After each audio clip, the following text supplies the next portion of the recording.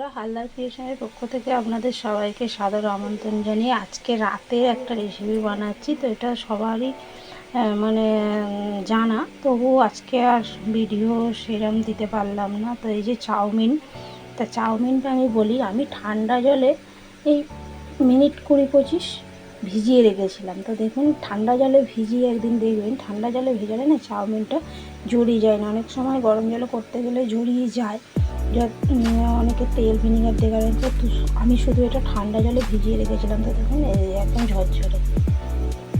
তো চলুন, আজকে সবজিও সেরম নেই, তো আজকে আলু দিয়ে ডিম দিয়ে চাউমিনটা বানাবো।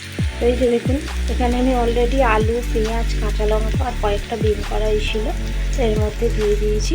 তো এটা এখন আমি ভেজে নিচ্ছি সাদা তেলের মধ্যে। এই যে দেখুন, আলু, পেঁয়াজ, কাঁচা লঙ্কার ডিম কড়াইটা ভাজা হয়ে গেছে। আমি কিন্তু এর মধ্যে লবণ দিয়ে ভেজেছি, হলুদ দিইনি। এটা ভাজা হয়ে গেছে, তুলে নিয়েছি। এখন আমি ওই যে কড়াইয়ের মধ্যে যে তেলটা আছে এর মধ্যে আমি ডিম দিয়ে দেবো। তো এই যে 4টে ডিম আমি ফাটিয়ে নিয়েছি, এর মধ্যে যে লবণ দিয়ে দিচ্ছি, দিয়ে ডিমটা ভেজে নেবো।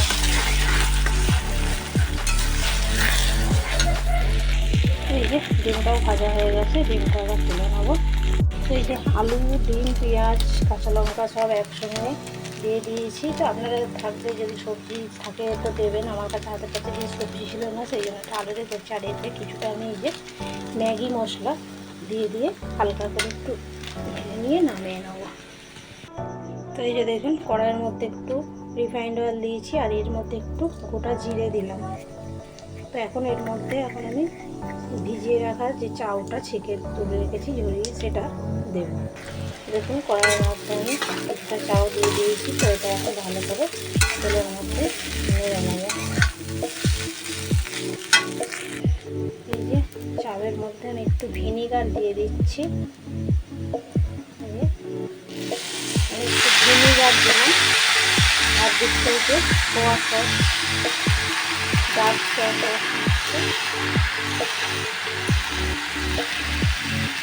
এটা ভালো করে নেড়ে নেব। তো এই যে চাউটা মিশিয়ে নিয়েছি। এখন এর মধ্যে এই যে ডিম আলুটা ভেজে রেখেছিলাম সেটা দেব।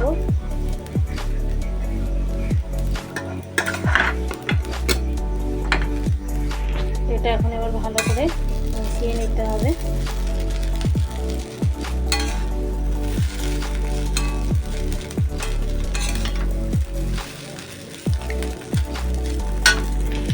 তো আমি এখন এর মধ্যে এবার দিয়ে পরিমাণ মতো লবণ আর দিচ্ছি এই যে ম্যাগি মশলা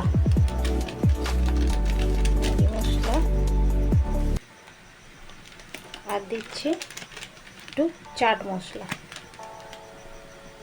এই চাট মশলা, এটা ভালো করে এবার মিক্সড করে নেব। তো আমি এখন এই চাউয়ের মধ্যে এই যে একটু রেড চিলি সস দেব, সামান্য রেড চিলি সস ছড়িয়ে দিলাম। তো এটা মিক্সড করে নেব, ভালো করে মিক্সড করে নেব। তো চাউটা এখন আমার রেডি হয়ে গেছে, তো চটজলদি হয়ে গেল। তো এবার এটা আমি নামিয়ে পরিবেশন করব সসের সাহায্যে। তো এই যে দেখুন, আমার চাউমিন একদম রেডি, চটজলদি সিম্পলভাবে করলাম। তো ভিডিওটি যদি ভালো লেগে থাকে লাইক, কমেন্ট এবং শেয়ার করবেন।